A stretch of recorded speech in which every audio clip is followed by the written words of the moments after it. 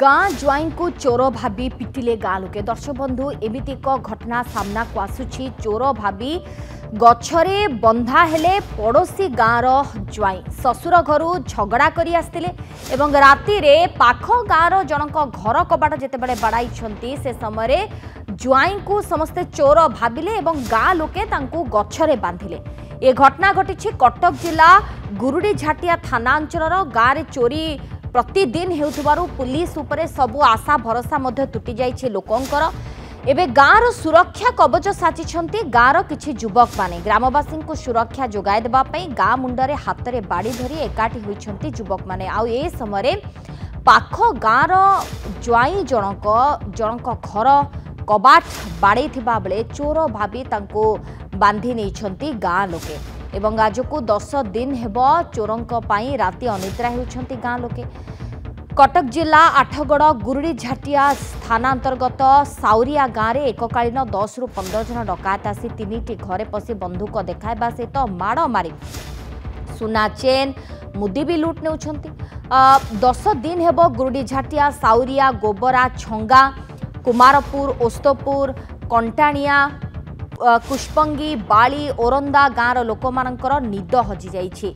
गाँर किछि युवक माने ही जगी रहुछंती पुलिस उपरे सब भरोसा सेमानकर तुटी जाइछि। पुलिस पाट्रोलिंग करिले सुधा गाँ लोके गाँ रे राति सारा पैंतरा मारुछंती। अजଣା लोक को देखिले सेमानंको जांच करुछंती तापर जाई छाडुछंती एवं से समय जेतेबेले पाख गाँर ज्वाई अन्य जनक घर जेतेबेले कबाड़ बाड़ाइछंती राति अधरे ताकू युवक माने भाबिले कि ये होछंती चोर। चोर भाबी करी ताकू गछरे बांधी देइछंती। प्रतिक्रिया सुनंतु। तो राति 3टा प्राय हम गोटे अजଣା लोकटी कबाड़ बाड़ाइबारू आमे ताको अटक रखिथिलु। जेहेतु चोरंकर प्रादुर्भाव बर्तमान अंचल में चली तेणु से अटक कर रखिथिलु। पचरा उचरा पर सकाଳେ आमे जानिलु आम पड़ोसी गाँ दंडा पड़ियार जय बोली थाना वाला को आम खबर देथिलु। थाना वाला आसिकी आम थाना वाला हस्तांतर कर स्त्री आसवा पर थाना वाला स्त्री की जिम्मा देथिले।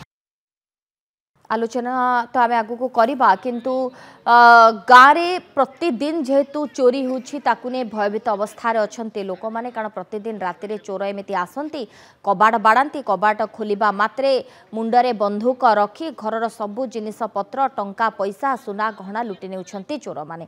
आउ ए समय रे जणे अजଣା व्यक्ति जनक घर कबाड़ बाड़ेबा परवर्ती समय लोके ताकू चोर भाबिकी गछरे बांधिछंती किंतु जना पड़िछि कि परवर्ती समय ये पाख गाँर ज्वाई एवं ज्वाई को जितेबाला घर गछरे वर्तमान बांधी देइछंती। गाँव रे समस्ते रुंड होइके रहिछंती।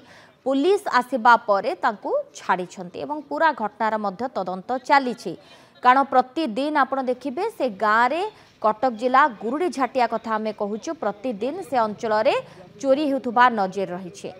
मनोरंजन महांती आठगड़ रिपोर्टर आम सहित लाइव रे जोड़ी होती। मनोरंजन भारी अभावनीय ये घटना प्रतिदिन गाँव रे राति हेला माने चोरी हुए तेणुक लोके भाविले ये व्यक्ति जनक होउछंती चोर किंतु परवर्ती समय जना पड़ी कि ये चोर नुहंती ये पाख गाँव जड़े ज्वाई हेबे किंतु केमिति केउ परिस्थिति रे लोक ताको ठाब करिले एवं केमिति ताको छड़ा जाइछि। वर्तमान देखो एक घटना जी रोचक लगुच पुलिस कार्यकारिता नहीं से प्रश्न सृष्टि कर कारण जहाँ सूचना रही गत काली राति जो रही गुरुझाटा थाना अंतर्गत दंडा पड़िया गाँव एक गाँव जड़े ज्वाई से पाख गाँ एक जन व्यक्ति घर को आसते जहाँ सूचना रही दीर्घ 10 दिन 23 नवेम्बर में यही गुरुझाटिया थाना अंचल एक चोरी होता जो घटना को 10 दिन बेसी जाते गुरुझाटिया पुलिस हाथ खाली जो गाँव पुलिस उपर भरोसा तुटा पर ग्रामवासी मैंने निज निजर सुरक्षा साजी गाँव युवक मैंने एक राति जाक गाँ जगी था। तो से समय गत काली राति जिते दंडा पड़े दुई जनक आसिक पहुंची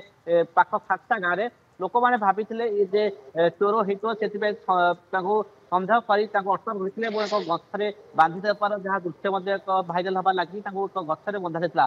सकाल जिते राति पाइला घटनास्थल समस्त आसी पहुंचले गुरुझाटिया पुलिस पहुंचला जो घटना संपूर्ण तथ्य नि जना पड़ा से उक्त व्यक्ति घर हूँ चौदार थाना अंचल सी पाख जो रही दंडापड़ा गाँव विवाह करते गतकाली परिवार किसी कलह जो सी आसी राति 3 पाखापाखि खाटा गाँव एक संपर्क घर को आसी लोक मैंने चोर सन्देह कर बांधि तो सब बड़ प्रश्न हूँ जेहतु जिते साधारण लोक पुलिस उपर भरसा तुटी जाइए और निजे निजर सुरक्षा चिंता कर पाखापाखि जो गाँ रही गाँ गुड़िक युवक मैंने एकात्रित हो राति तमाम राति अनुदायी हाथ में बाड़ी धरी निज गाँ को सुरक्षा देते अंपटे जो रही जो चोरी होता है एपर्यंत पुलिस हाथ खाली बर्तमान पुलिस उपर साधारण जनकर भरसा तुटी जाइए।